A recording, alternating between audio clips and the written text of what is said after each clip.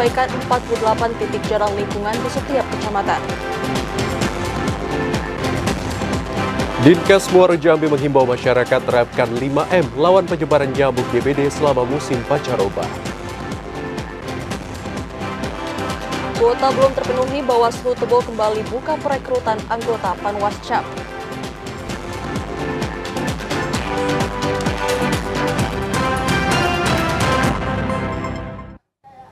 Assalamualaikum warahmatullahi wabarakatuh. Terima kasih Anda masih menyaksikan kami di Jambi hari ini, edisi Minggu 5 Mei 2024. Ya, selain 3 topik utama tadi, tim redaksi kami juga telah menyiapkan sejumlah informasi penting dan menarik lainnya untuk Anda. Bersama saya Chandrika Divani. Dan saya Zain Akbar, inilah Jambi hari ini selengkapnya.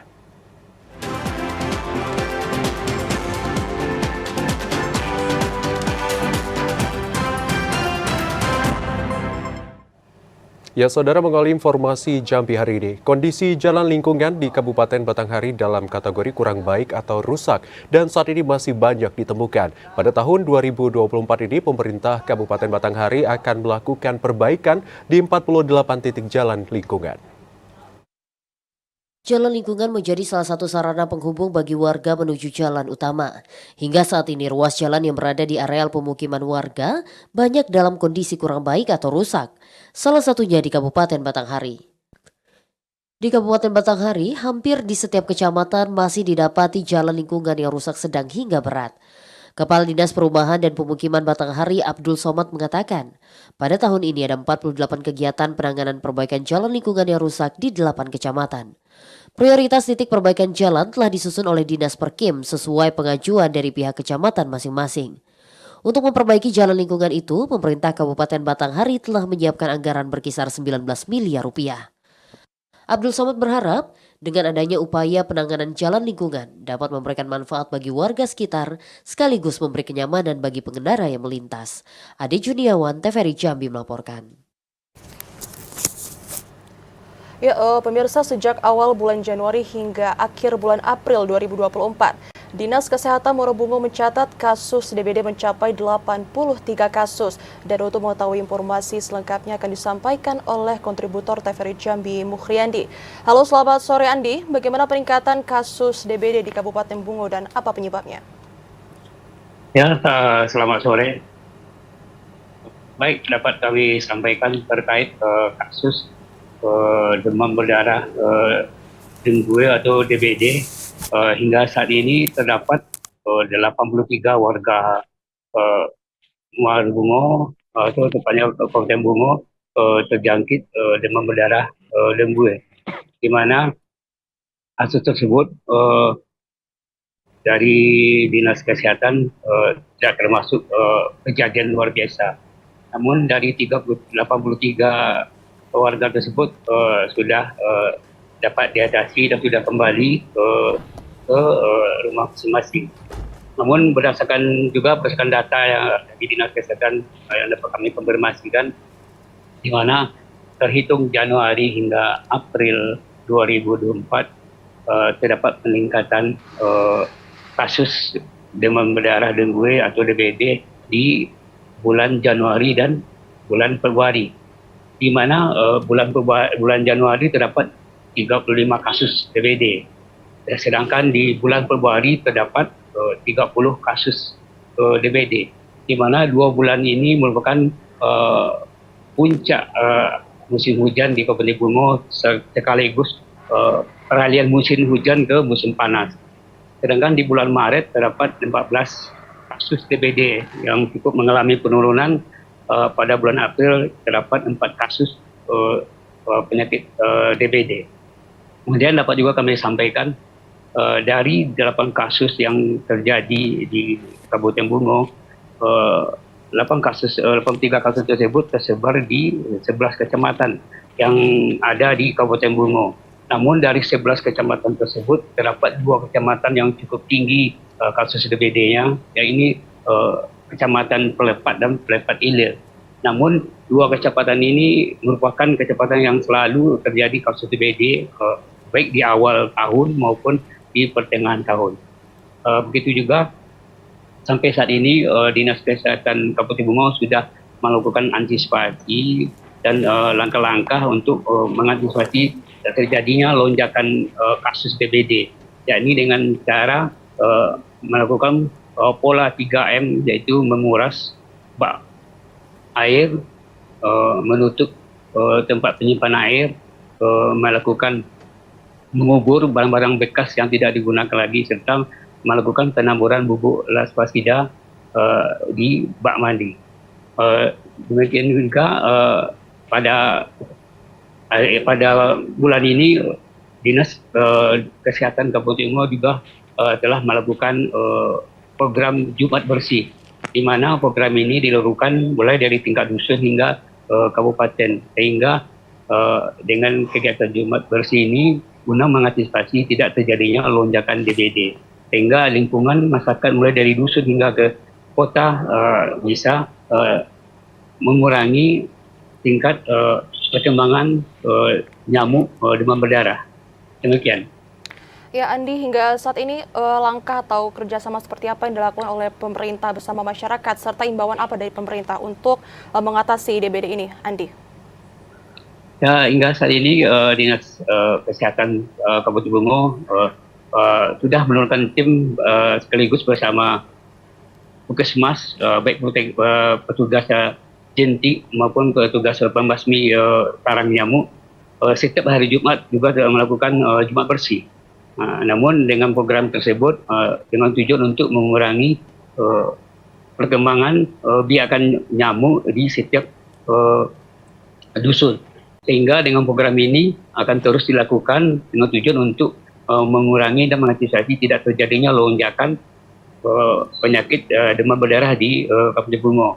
Terus himbauan dari Dinas Kesehatan Kabupaten Bungo kepada masyarakat Kabupaten Bungo untuk selalu menjaga lingkungan tetap bersih dengan menerapkan pola 3M tersebut, dengan menguras, menutup dan mengubur barang yang tidak berguna, guna mengurangi perkembangan biakan jentik-jentik dan nyamuk Aedes aegypti atau nyamuk demam berdarah. Demikian. Ya, hingga saat ini untuk mengantisipasi meningkatnya kasus DBD, pemerintah Bungo masih terus melakukan berbagai upaya dan program. Terima kasih Andi atas laporan Anda dan selamat bertugas kembali. Selamat sore. Informasi lainnya, Saudara, di tengah peralihan musim yang berlangsung, masyarakat harus ekstra menjaga kesehatan dan memastikan lingkungan tetap bersih. Salah satu penyakit yang banyak menjangkit pada musim peralihan adalah demam berdarah. Wilayah Kabupaten Muaro Jambi secara keseluruhan berada pada musim pancaroba atau peralihan musim dari hujan ke musim kemarau. Dengan kondisi ini, Dinas Kesehatan kembali mengimbau kepada masyarakat untuk meningkatkan kewaspadaan terhadap penyakit DBD. Kabid Pencegahan dan Pengendalian Penyakit Dinkes Muaro Jambi, Aryani mengatakan, penyebab utama dari DBD adalah musim pancaroba dan tingkat kebersihan lingkungan masyarakat. Pada upaya pencegahan penyebaran DBD, Aryani meminta masyarakat untuk peduli dengan kebersihan lingkungan dan menerapkan 5M, yakni menguras bak mandi, memastikan tempat penampungan air tertutup, menyingkirkan plastik dan sampah, serta menaburkan bubuk abate di tempat air yang sulit dijangkau. Walaupun tren kasus kita menurun, tetap pencegahan kita tetap harus dijaga. Pertama dimulai dari PSN-nya ya. PSN-nya itu tentunya khusus di rumah tangganya dulu, di lingkungan rumahnya dulu. Berdasarkan data Dinas Kesehatan Muaro Jambi, kasus DBD hingga di akhir bulan April 2024 lalu tercatat 56 penderita DBD. Kecamatan Kumpeulu dan Sungai Gelam menjadi daerah dengan kasus DBD terbanyak. Azam Afnan, TVRI Jambi melaporkan. Ya, sementara itu, Saudara, wilayah Muaro Jambi dalam beberapa hari terakhir diguyur hujan lebat secara menyeluruh. Lalu bagaimana prediksi BMKG Stasiun Klimatologi Jambi terhadap kondisi cuaca pada dasarian 1 bulan Mei ini? Kita sudah terhubung dengan kontributor Muaro Jambi, Azam Adnan. Ya, Azam, bagaimana prediksi BMKG untuk curah hujan ke depannya? Ya, Akbar dan pemirsa, dapat kami sampaikan untuk prediksi cuaca di wilayah Muaro Jambi pada dasarian 1 bulan Mei ini atau terhitung tanggal 1 hingga tanggal 10 Mei mendatang berdasarkan koordinasi kami bersama Koordinator Data dan Informasi BMKG Stasiun Klimatologi Jambi, Sri Utami, menyatakan bahwa wilayah Muaro Jambi berada pada peralihan musim ataupun pancaroba dari musim hujan ke musim kemarau. Di peralihan musim ini pada awal Mei ini terjadi peningkatan curah hujan dengan intensitas sedang hingga lebat ataupun dengan intensitas di atas 100 mm per deserian. Dengan peningkatan curah hujan ini, tentu masyarakat dihimbau untuk waspada terhadap potensi banjir. Kemudian juga BMKG memprediksi pada awal bulan Mei ini terjadi cuaca ekstrim, yakni angin kencang disertai petir yang berpotensi terjadi di seluruh kecamatan di wilayah Muaro Jambi. Peningkatan curah hujan di masa pancaroba di awal bulan ini dipengaruhi dengan kondisi angin di wilayah Hindia, Samudra Hindia maksud kami, dan gelombang gerapain di perairan Sumatera yang berpotensi munculnya awan hujan di wilayah Muaro Jambi. Untuk hujan sendiri diprediksi terjadi pada sore hingga malam hari dengan intensitas lebat, pemirsa. Ya, Akbar. Ya, untuk musim pancaroba atau peralihan ini sendiri, bagaimana? Apakah ada prediksi hingga kapan berlangsung ya? Ya, Akbar. Untuk prediksi di musim pancaroba ini di wilayah Muaro Jambi telah berlangsung di awal April lalu dan diprediksi akan berakhir hingga di deserian 1 bulan Juni mendatang. Namun BMKG terus akan mengupdate terkait dengan pancaroba ataupun peralihan musim di wilayah Muaro Jambi, kapan akan pastinya akan berakhirnya di peralihan ini. Namun meski begitu, BMKG juga menghimbau kepada masyarakat meski ada potensi hujan tidak melakukan pembakaran hutan di seluruh kecamatan yang ada di wilayah Muaro Jambi karena kondisi cuaca di siang harinya cukup panas yang mencapai suhu hingga 30 derajat Celcius dan ini berpotensi munculnya titik api di wilayah Muaro Jambi. Sementara untuk prediksi kapan akan memasuki musim kemarau di tahun ini, BMKG akan terus mengupdate informasi. Sejauh ini belum dapat menginformasikan tanggal pasti ataupun bulan pasti Muaro Jambi akan berada pada awal musim kemarau. Ya, Akbar. Ya, masyarakat terus dihimbau untuk terus waspada terkait perubahan cuaca dan juga iklim terkait dengan bencana hidrometeorologi. Terima kasih Azam atas laporan yang telah disampaikan. Selamat sore dan selamat kembali bertugas. Ya, sementara itu, saudara, naiknya harga komoditi membuat Provinsi Jambi mengalami inflasi mencapai 3,93%. Inflasi tertinggi berada di Kabupaten Kerinci sebesar 6,09%, bahkan sudah masuk dalam kategori warning. Badan Pusat Statistik Provinsi Jambi merilis laju inflasi di Provinsi Jambi. Tercatat Provinsi Jambi mengalami laju inflasi yang signifikan pada bulan April 2024 dengan angka mencapai 3,93% berdasarkan inflasi year in year. Dari 11 kabupaten kota di Provinsi Jambi, Kabupaten Kerinci menyumbang inflasi terbesar, yakni mencapai 6,09% dengan indeks harga konsumen 106,82.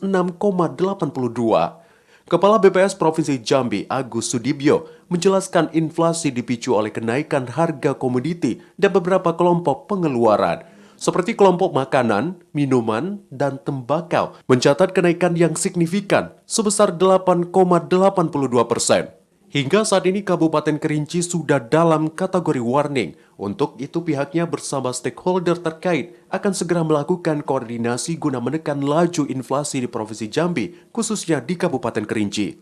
Catat itu 2 kota mengalami inflasi dan 1 kota mengalami deflasi gitu ya. 1 kota yang mengalami inflasi tertinggi itu ada di Kabupaten Kerinci dan yang mengalami deflasi itu ada di Kota Jambi. Warning itu dari hari beberapa Senin kemarin termasuk kita rapat pertama habis Lebaran. Langkah-langkah unik yang harus diselesaikan di sana yang melibatkan semua pihak gitu. Tidak hanya TPD Kerinci tapi TPD Provinsi juga. Jika tidak segera ditekan, laju inflasi tersebut akan menyebabkan penurunan kesejahteraan masyarakat dan stabilitas perekonomian. Yogi Ramadhani, TVRI Jambi melaporkan. Berstatus DPO, 2 terdakwa kasus pergeseran suara divonis 8 bulan oleh Pengadilan Negeri Tebo. Ya, informasi selengkapnya akan kami hadirkan usai jeda sesaat lagi.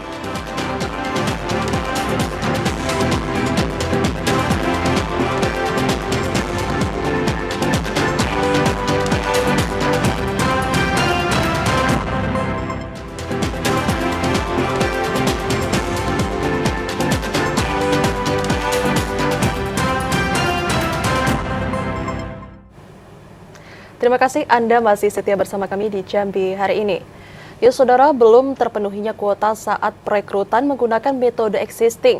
Bawaslu Tebo kembali membuka perekrutan ulang bagi anggota panitia pengawas pemilu kecamatan untuk Pilkada serentak 2024. Badan Pengawas Pemilihan Umum Kabupaten Tebo kembali membuka perekrutan anggota panitia pengawasan pemilu kecamatan untuk Pilkada serentak tahun 2024. Perekrutan ulang anggota Panwascam yang dilakukan Bawaslu tersebut karena belum terpenuhinya kuota perekrutan yang dilakukan sebelumnya.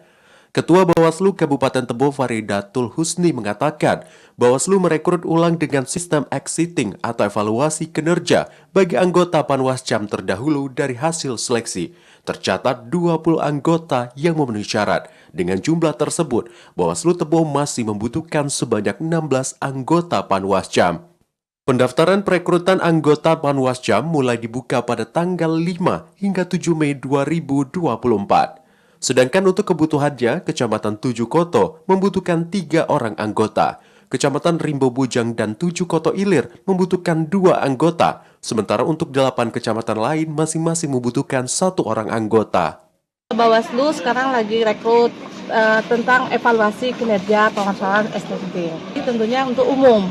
Dan berapa kebutuhan yang dibutuhkan ketika STSing yang dipilih berapa orang. Sejauh ini untuk yang ada ini, yang ikut tes ini, sudah mencukupi kebutuhan kita atau tidak? Oh tentu belum. Selain itu, dalam persyaratan perekrutan anggota Panwascam yang disampaikan Bawaslu, ada beberapa yang harus dipenuhi, seperti calon pelamar harus mempunyai integritas, berkepribadian yang kuat, jujur dan adil, berdomisili di wilayah kabupaten kota yang bersangkutan, dibuktikan dengan kartu tanda penduduk elektronik, serta memiliki kemampuan dan keahlian yang berkaitan dengan penyelenggaraan pemilihan, ketatanegaraan, kepartaian, dan pengawasan pemilihan. Tidak hanya itu, calon pelamar juga tidak pernah menjadi anggota partai politik atau telah mengundurkan diri dari keanggotaan partai politik sekurang-kurangnya 5 tahun pada saat mendaftar. Intizam, TVRI Jambi melaporkan.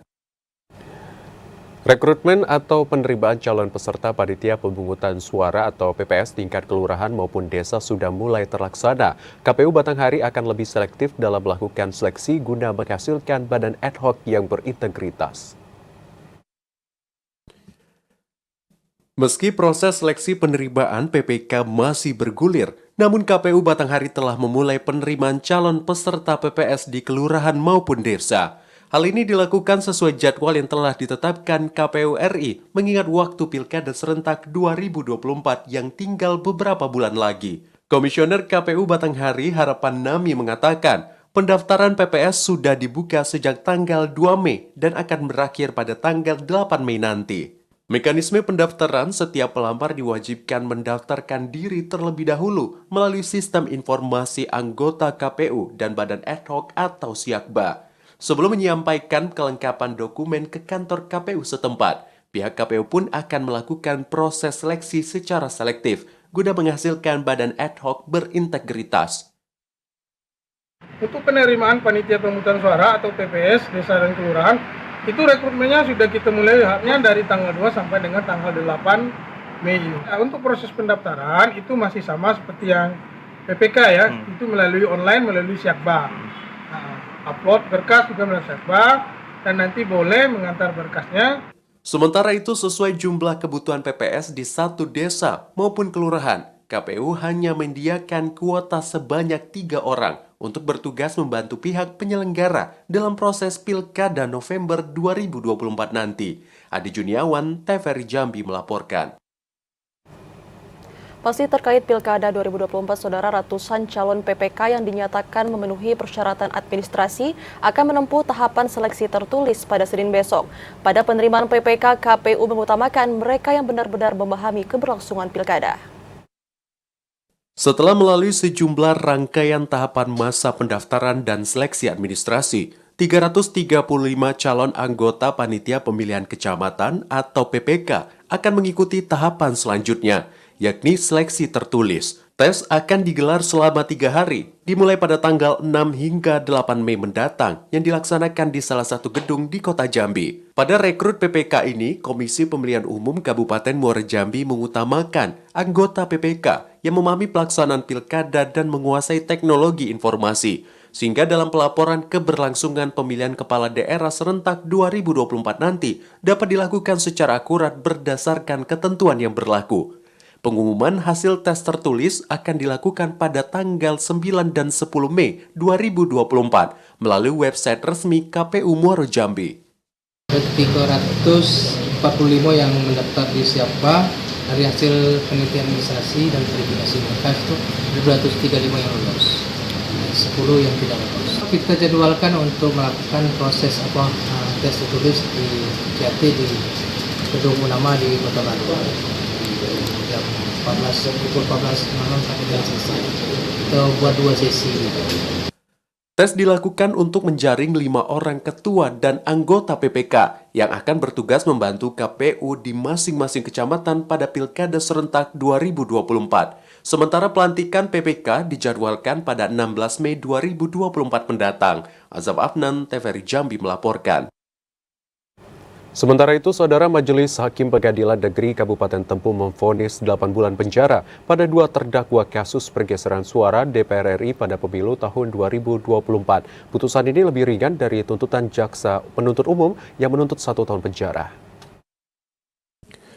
Sidang putusan kasus pergeseran suara DPR RI inisial SR pada pemilu tahun 2024 yang digelar beberapa hari lalu dengan 2 terdakwa atas nama Alir Mansyah selaku operator PPK Kecamatan Tengah Ilir dan Humaydi selaku operator PPK Kecamatan Sumai divonis 8 bulan penjara dan denda 24 juta rupiah oleh Majelis Hakim Pengadilan Negeri Kabupaten Tebo. Kedua terdakwa terbukti melanggar pasal 551 Undang-Undang Nomor 7 Tahun 2017 tentang Pemilihan Umum. Kasih Intel Kejari Tebo Febro Adiaksa Suseno mengatakan, vonis yang dijatuhkan Majelis Hakim lebih ringan dari tuntutan jaksa penuntut umum dengan 1 tahun penjara. Namun JPU masih memiliki waktu selama 3 hari apakah akan diajukan banding atau tidak. Pengadilan Negeri melalui panitia nanti memberikan putusan itu ya. Jadi kalau selama ini kan memang yang bersangkutan juga tidak pernah hadir ya pada putusan. Ya saya rasa kalau memang 3 hari juga nggak bisa diterimanya juga. Bisa kita lakukan eksekusi. Kita minta bantuan polisi. Iya, karena kan dari awal sudah dilakukan review oleh pihak Polres. Diketahui selama kasus ini bergulir, Pengadilan Negeri Tebo menggelar sidang secara in absentia karena 2 terdakwa tidak pernah memenuhi pemanggilan dari Bawaslu, pemanggilan penyidik Polres Tebo hingga Kejari dan sidang di Pengadilan Negeri Tebo. Saat ini 2 terdakwa telah ditetapkan sebagai daftar pencarian orang atau DPO oleh Polres Tebo. Intizam, TVRI Jambi melaporkan. Ya, Saudara, Paguyuban Jawa Wisnu Murti gelar halal bihalal. Informasi selengkapnya akan kami hadirkan usai jeda dalam segmen advertorial sesaat lagi.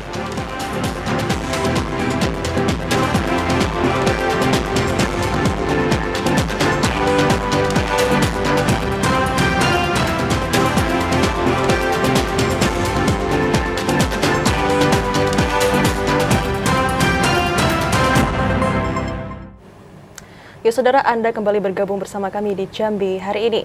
Paguyuban Jawa Wisnu Murti Jambi menggelar halal bihalal di rumah kediaman Wakil Gubernur Jambi.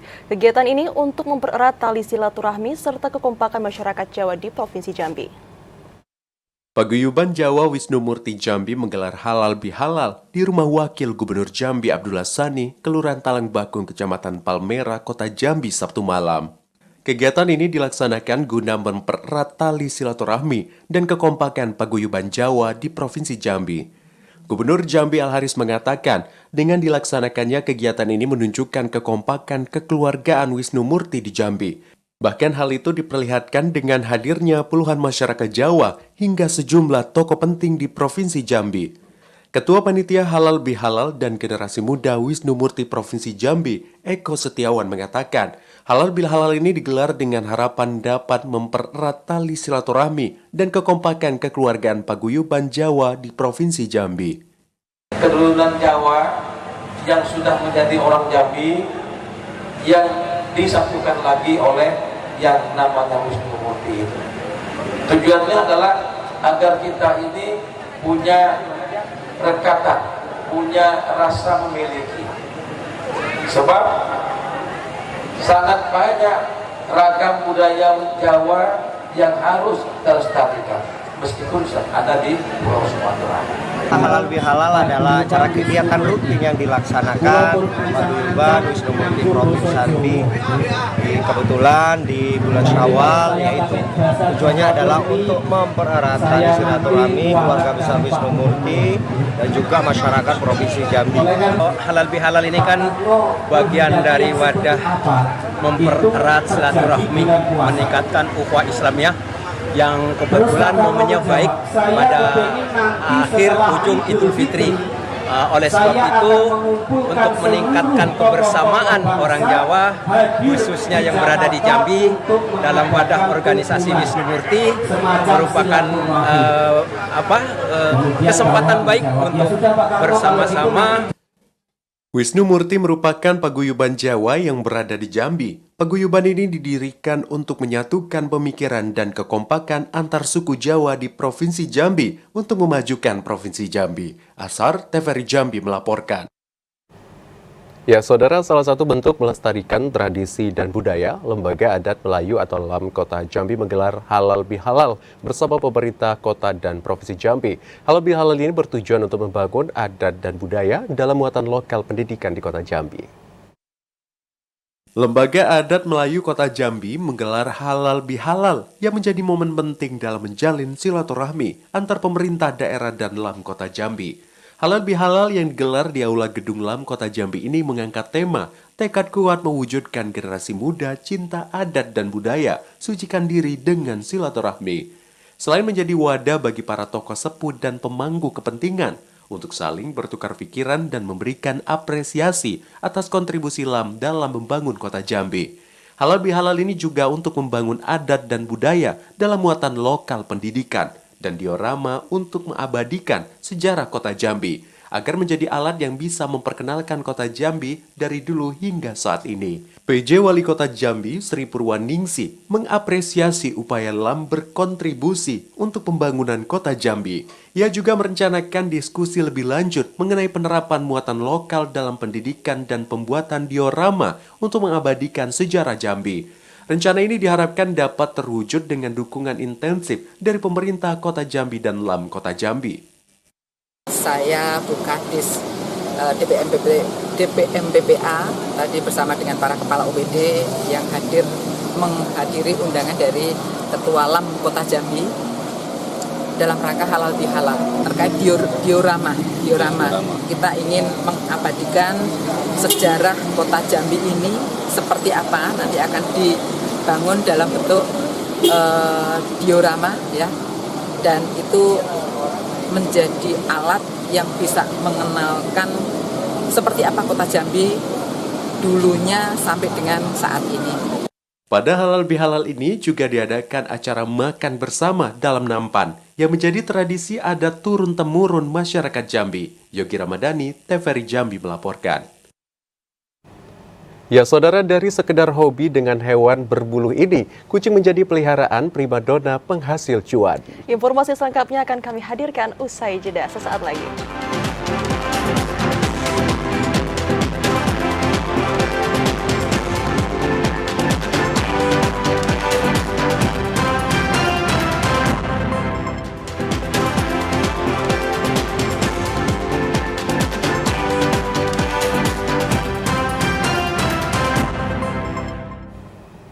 Anda kembali menyaksikan kami di Jambi hari ini. Ya, saudara, penyidik kasus korupsi Bank Rakyat Indonesia unit Kayu Aro terus bergulir. Saat ini jaksa tengah menyelidiki harta kekayaan tersangka Yora Eka Supriyadi. Penyelidikan ini guna memastikan keterlibatan tersangka dari kasus korupsi 8 miliar rupiah tersebut. Pasca penetapan tersangka, Yora Eka Supriyadi mantan teller Bank BRI Kayu Aro terkait kasus rentetan korupsi senilai 8 miliar rupiah lebih di Bank BRI Kayu Aro oleh Kejari Sungai Penuh. Saat ini tersangka masih dilakukan penahanan dan pemeriksaan oleh petugas penyidik Kejari Sungai Penuh. Pemeriksaan ini dilakukan guna melengkapi berkas perkara tersangka jelang pelimpahan ke Pengadilan Negeri Jambi. Jaksa turut memeriksa sejumlah harta kekayaan milik tersangka Yora Eka Supriyadi. Pemeriksaan harta kekayaan ini untuk memastikan sampai sejauh mana keterlibatan tersangka dari kasus perkara tersebut. Untuk harta benda Yora ada kemungkinan disita? Untuk harta bendanya ini masih kita lihat nanti ya, apakah yang bersangkutan itu memang ada menikmati atau ada kealiran dana yang dilakukan mereka bersama-sama itu sampai kepada tersangka Yora ini ya. Sebelumnya tim penyidik mengungkap diduga bertanggung jawab terhadap kerugian uang yang dialami oleh Bank BRI Kayu Aro. Yora ditetapkan sebagai tersangka setelah diduga memberikan kunci berangkas penyimpan uang kepada Yogi yang sebelumnya telah ditetapkan sebagai tersangka. Atas desakan Yogi selaku mantan kepala unit BRI Kayu Aro, tersangka Yora akhirnya menyerahkan kunci tersebut hingga mengakibatkan tersangka Yogi diduga mengambil uang di berangkas senilai 8 miliar rupiah lebih. Saat ini Yogi sendiri telah menjalani proses persidangan di Pengadilan Negeri Jambi. Asar TVRI Jambi melaporkan. Sementara itu, saudara, kasus pembunuhan yang terjadi di Jalan STUD Desa Taman Raja, Kecamatan Tungkal Ulu, sempat menghebohkan sejumlah platform media sosial. Kapolres Tanjung Jabung Barat menegaskan peristiwa tersebut murni kriminal, tidak ada kaitan dengan etnis ataupun suku. Pada konversi persnya, Kapolres Tanjung Jabung Barat, AKBP Agung Basuki mengatakan, tersangka pembunuhan berinisial FH berusia 20 tahun merupakan warga Lubuk Bernai, Kecamatan Batang Asam, telah berhasil diamankan di tengah hutan perkebunan sawit milik PT DAS pada hari Kamis kemarin. Peristiwa yang menyebabkan hilangnya nyawa seseorang tersebut terjadi pada Selasa 30 April sekitar pukul 22:30 waktu Indonesia Barat. Dua orang menjadi korban, salah satunya korban meninggal dunia berinisial ME, 19 tahun warga RT 03 Desa Taman Raja.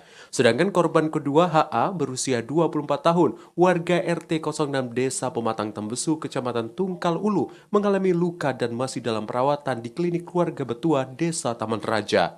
Tim penyidik masih melakukan pendalaman mengingat ada sejumlah keterangan yang berbeda baik dari tersangka serta warga sekitar yang melihat kejadian. Peristiwa ini murni kriminal, tidak ada sangkut paut terkait masalah etnis suku, sehingga semua pihak harus tetap menjaga kondusivitas, tidak terjadi persekusi kepada keluarga tersangka. Baik, jadi adapun salah satu maksud kami hari ini rilis terkait dengan kasus pembunuhan, sebagaimana telah video yang beredar ada sekelompok masyarakat yang melakukan upaya persekusi kepada keluarga tersangka. Jadi kami meyakinkan kepada masyarakat untuk tidak main hakim sendiri, maupun tidak melakukan persekusi kepada keluarga tersangka maupun masyarakat yang satu suku dengan tersangka. Ini untuk mengantisipasi, untuk kita saling menjaga dan tolong dipercayakan semuanya kepada pihak aparat kepolisian bahwa kita akan serius untuk menangani perkara tersebut. Korban yang mengalami luka belum bisa dimintai keterangan karena masih proses perawatan. Namun dari keterangan tersangka, dirinya bersama adiknya LH, 14 tahun, pergi mengambil gaji ke PT Bukit Kausar. Menjelang pulang, Eva dan LH mampir makan nasi Padang di Simpang Studio sekitar pukul 22 waktu Indonesia Barat. Saat pulang sekitar 30 meter dari rumah makan, pelaku dihadang dua orang tidak dikenal yang ternyata adalah dua korban yang meminta uang namun tidak diberi, sehingga menyebabkan keributan. Pelaku dijerat dengan pasal penganiayaan yang menyebabkan hilangnya nyawa seseorang dengan pasal 351 ayat 3 KUHP dengan ancaman 7 tahun penjara. Didi Haryadi, TVRI Jambi melaporkan. Kesorotan lainnya, Saudara, Perhimpunan Dokter Hewan Indonesia Jambi gelar peringatan Hari Dokter Hewan Sedunia. Pada momentum ini, para dokter hewan mengajak masyarakat untuk mencintai dan memperhatikan kesehatan hewan peliharaannya. Perhimpunan Dokter Hewan Indonesia Jambi memperingati Hari Dokter Hewan Sedunia yang jatuh pada tanggal 27 April 2024 kemarin. Namun peringatan Hari Dokter Hewan Sedunia ini baru diperingati pada Minggu pagi tadi di kawasan Tugu Keris Seginjai dengan mengajak masyarakat untuk mencintai dan memperhatikan kesehatan hewan peliharaannya. Ketua Perhimpunan Dokter Hewan Indonesia Jambi, Rospita Pane mengatakan, kesehatan hewan juga perlu diperhatikan. Tidak cukup dengan memberikan makan saja, tetapi harus ada pemberian vaksin untuk meningkatkan daya tahan tubuh hewan, sehingga hewan tidak mudah terkena penyakit. Hal ini juga bertujuan untuk mengantisipasi penyakit yang dapat ditularkan dari hewan ke manusia. Melalui Hari Dokter Hewan Sedunia ini, pihaknya melakukan sosialisasi kepada masyarakat terkait pentingnya kesehatan hewan. Bahwa memang peran dokter hewan untuk masyarakat luas itu sangat penting. Karena kami sebagai profesi dokter hewan itu mempunyai peran yang beragam, mulai dari sektor pemerintahan, kemudian dari segi praktisi, dan adanya penyakit zoonosis, yaitu penyakit yang menular dari hewan ke manusia. Itu adalah ranahnya di dokter hewan. Bu, artinya masyarakat juga penting mengetahui kesehatan hewan juga, Bu, ya? Ya, sangat penting. Pada peringatan Hari Dokter Hewan Sedunia ini, Perhimpunan Dokter Hewan Indonesia Jambi juga memberikan vitamin gratis terhadap masyarakat yang memiliki peliharaan, salah satunya pemberian obat cacing dan vaksin. Joko, TVRI Jambi melaporkan. Kucing merupakan salah satu hewan peliharaan yang menjadi primadona di tengah masyarakat. Bahkan ada sebagian orang yang awalnya hanya memelihara kucing sebagai hobi, kini mampu meraup cuan dari memelihara dan mengembangbiakan kucing. Kucing merupakan salah satu hewan yang banyak digemari oleh masyarakat. Tak heran jika semua orang ingin memiliki atau mengadopsi hewan yang cantik ini. Jennifer, warga kota Jambi misalnya, ia memiliki puluhan kucing jenis Persia yang berhasil dikembangbiakan. Kucing Persia merupakan kucing impor dengan bulu panjang, kepala bulat, dan hidung pesek. Kecintaannya terhadap kucing menjadi modal awal untuk menjadikannya hobi yang menghasilkan uang jutaan rupiah. Berawal dari sepasang kucing Persia yang dipelihara, kemudian dikembangbiakan dan banyak yang mengadopsi. Saat ini Jennifer pun mengembangkan hobinya, dari hanya memelihara kini mampu menghasilkan cuan. Mahar yang diberikan untuk mengadopsi satu ekor kucing bervariasi, mulai dari Rp600.000 dengan usia 3 bulan hingga jutaan rupiah untuk usia dewasa. Awalnya 1, kemudian adopsi lagi jadi 2, kemudian berkembang sampai hampir 4 tahun ini sudah sekitar 30-an. Perawatan yang harus perhatikan ya, makanan harus cocok, kan banyak jenis makanan kucing itu tidak semuanya cocok dengan kucing ya. Banyak merek ya, dicoba yang cocok, kalau dia tidak masalah lanjut. Kemudian kebersihan, mandi, kotorannya, bulunya, kutunya harus dibersihkan rutin. Jennifer mengatakan memelihara kucing tidak hanya sekedar memberikan makan dan tempat tinggal, namun juga harus memperhatikan kesehatan dan juga kebersihannya. Karena jenis kucing impor ini mudah sekali terserang penyakit, sehingga beberapa suplemen hingga vitamin juga harus diberikan agar kucing tetap sehat serta bersih. Joko Adli, TVRI Jambi melaporkan. Ya, saudara, informasi tadi sekaligus menutup perjumpaan kita di Jambi hari ini. Terima kasih atas perhatian dan kebersamaan Anda. Saya Hazet Akbar. Dan saya Chandrika Divani bersama kerabat kerja petugas pamit undur diri. Wassalamualaikum warahmatullahi wabarakatuh dan sampai jumpa.